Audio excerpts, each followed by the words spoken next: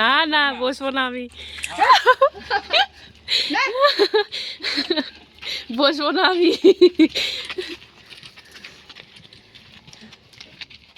নমস্কার, আশা করছি সকলে ভালো আছো। নতুন একটা ভিডিওতে সকলকে জানাই অনেক অনেক স্বাগত।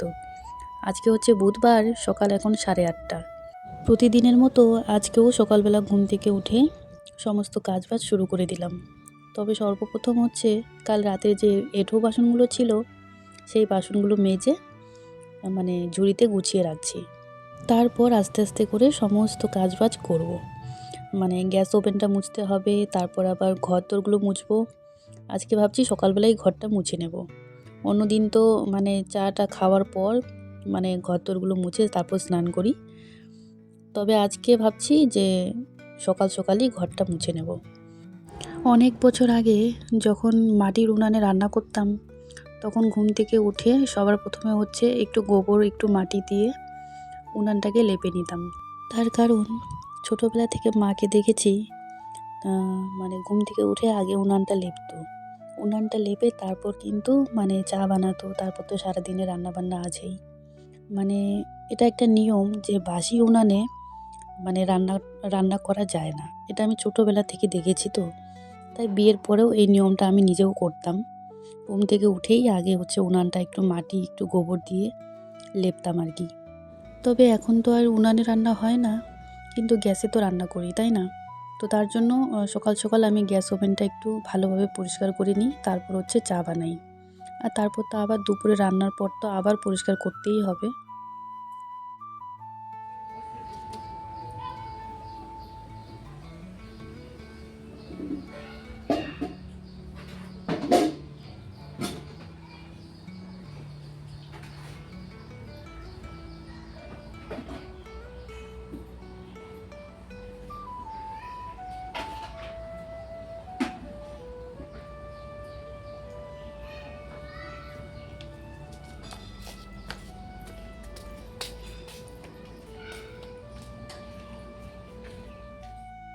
তো গ্যাস ওভেনটা তো ভালোভাবে মুছে নিয়েছি, এবার হচ্ছে ঘরটাও মুছবো।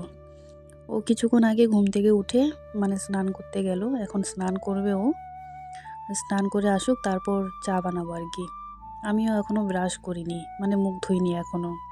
তো ঘরটা তাড়াতাড়ি করে মুছে নিই, ঘরটা মুছে আবার বিছানাটাও তুলতে হবে, বিছানাটাও এখনও তোলা হয়নি।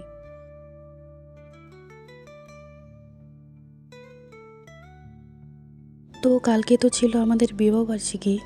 তো তোমাদেরকে বলেও ছিলাম যে সকালবেলা একটু মন্দিরে পুজো দিতে যাব, তারপর আবার ঘুরতে যাওয়ারও কথা ছিল। কিন্তু বিশ্বাস করো কালকে কোনো কিছুই হয়নি। কালকে ও সারাটা দিনই বাড়িতে ছিল না। তার কারণ ওর জামাইবাবু হঠাৎ করে একটু অসুস্থ হয়ে গেছিলো। তো ওর জামাইবাবুকে নিয়ে ও গেছিলো আলিপুরে ডক্টর দেখাতে। তো সকালবেলা গেছিলো মোটামুটি ওই 9:30-10টার দিকে গেছিলো, আর বাড়িতে ফিরেছে সন্ধ্যা 5:30 কি 6টার দিকে। তার জন্য এবছরের বিবাহবার্ষিকীতে আমরা কোথাও ঘুরতে যেতে পারিনি, আর তার জন্য কালকে কোনো ভিডিও করিনি। না, এটা গরম জল।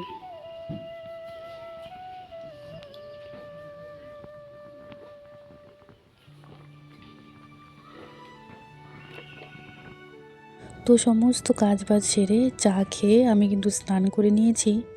এবার হচ্ছে টিপ সিঁদুর দিয়ে নেব, তারপর তো রান্নাবান্না আছে, রান্নাবান্না বসাতে হবে।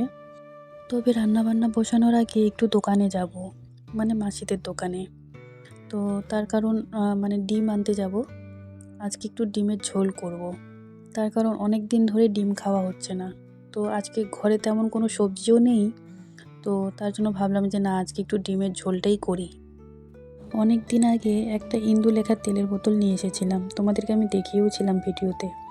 আর বলেও ছিলাম যে ইন্দুলেখা তেলটা ইউজ করে আমার চুল পড়াটা অনেকটাই কমে গেছে। তবে ওই যে তেলটা যে এত দাম, ছোট্ট একটা বটল 100 টাকা নিয়েছিল জানো। তো 100 টাকার তেলের বোতল সত্যি বলতে আমার হয়তো আমি 2বার কি 3বার লাগিয়েছি। এতবার হ্যামিল্টনে যাই, কিন্তু একটা যে ইন্দুলেখা তেলের বোতল নিয়ে আসবো সেটা আর মনে থাকে না। তবে এবার আনলে একটু বড় বোতলটাই নিয়ে আসবো, তার কারণ ওই 100 টাকা দামেরটা আনলে 2-3 বার লাগিয়েই শেষ হয়ে যাবে।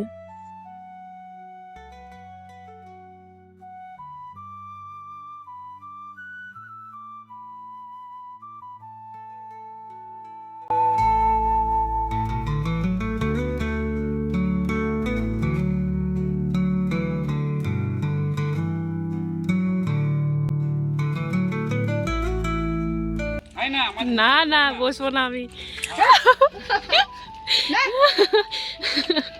বসবো না আমি।